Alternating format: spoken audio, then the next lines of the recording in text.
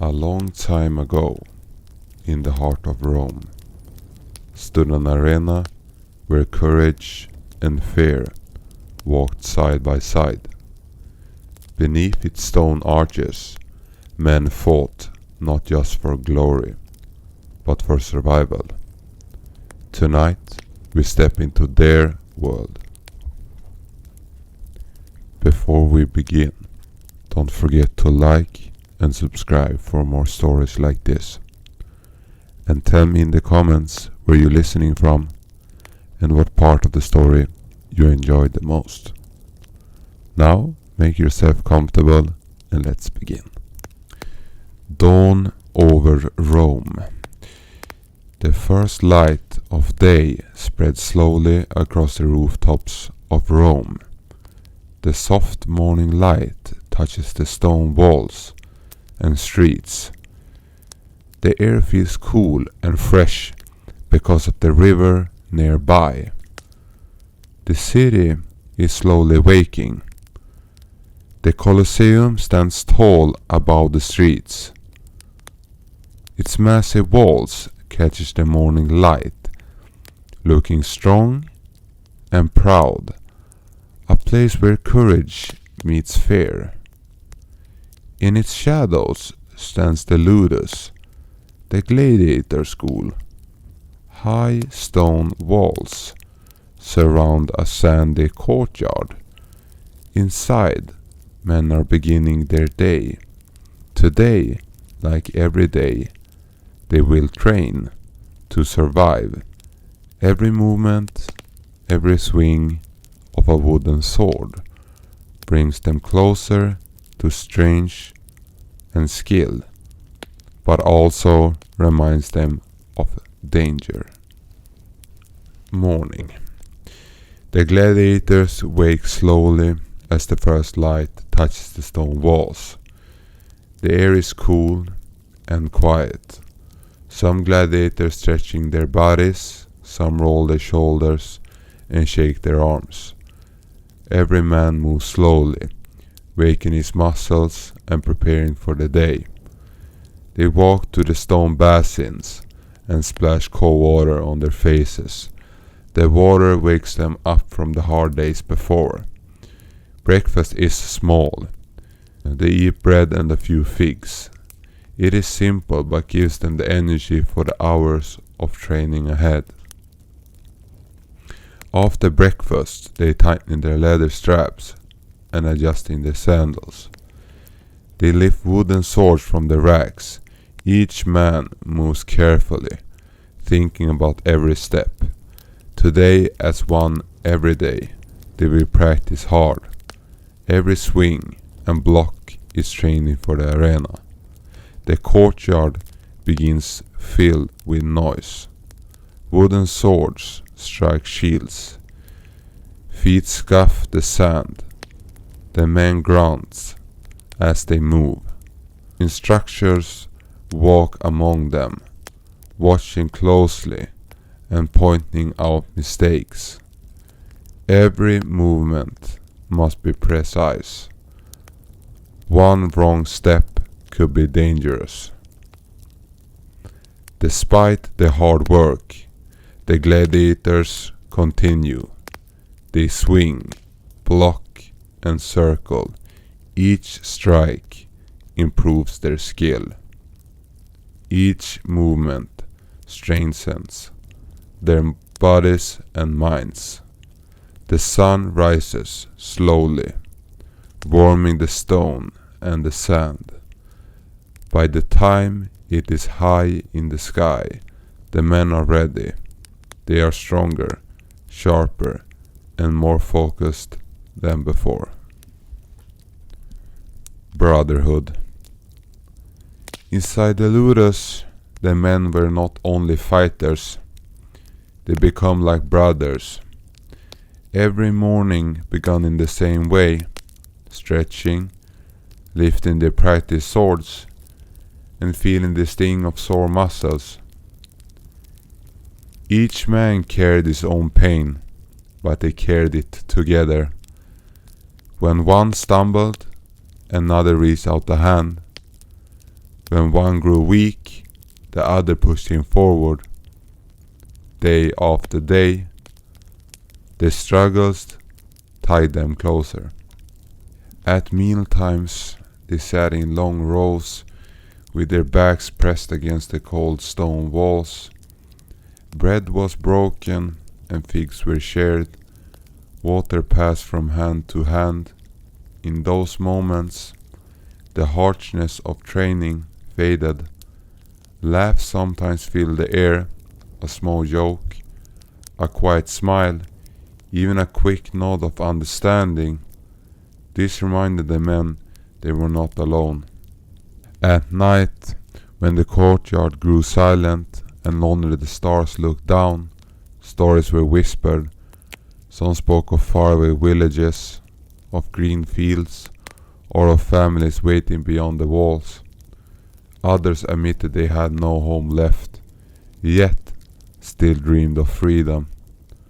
Around the dim light of oil lamps, their voices created a warm feeling in the cold darkness of Rome. True brotherhood was born from sweat, pain, and hope. The call of the arena. Beyond the strong walls of the Ludus stood the Colosseum. From a distance it looks quiet, but its silence was heavy, almost like it was waiting to breathe. Every gladiator knew what it meant. The Colosseum was never truly silent. It was only resting until the next games began. Soon the gates will open. Soon thousands of Romans will take their seats, their voices filling the air like thunder. The sound of the trumpets will rise, sharp and clear, calling the men forward. Then the roar of the crowd will shake the very ground beneath their feet. For the gladiators, this was the call of the arena. Each man knew the path from the Ludus to the Colosseum. They had walked it many times before, and they would walk it many times again. Every step carried fear, but also strength. Their sandals stuck the stones, and with each step their hearts grew heavier. The arena called them, and there was no escaping its voice. It was a place of glory, but also of death. Between life and death. When the fighting began, fear had no place, but it lived in every chest. The crowd saw strength, but they didn't see the truth behind the eyes of the fighters. They did not see the racing heartbeats, the shaking hands, or the doubt that pressed like a heavy shadow. On the sand, every single moment matters. One wrong step, one swing too slow, one glance in the wrong direction, it could all end in an instant. Life and death stood side by side, so close that sometimes they felt like the same thing. The fighters has no time to think.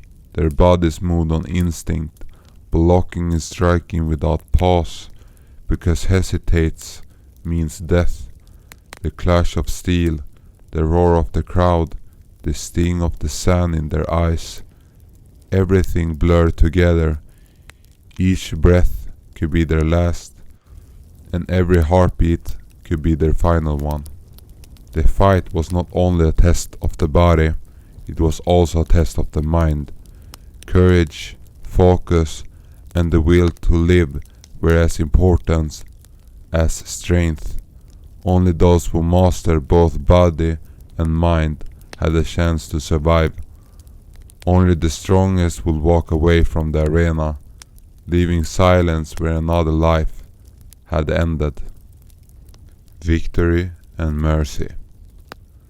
When the clash of sword ended, the silence lasted only for a moment.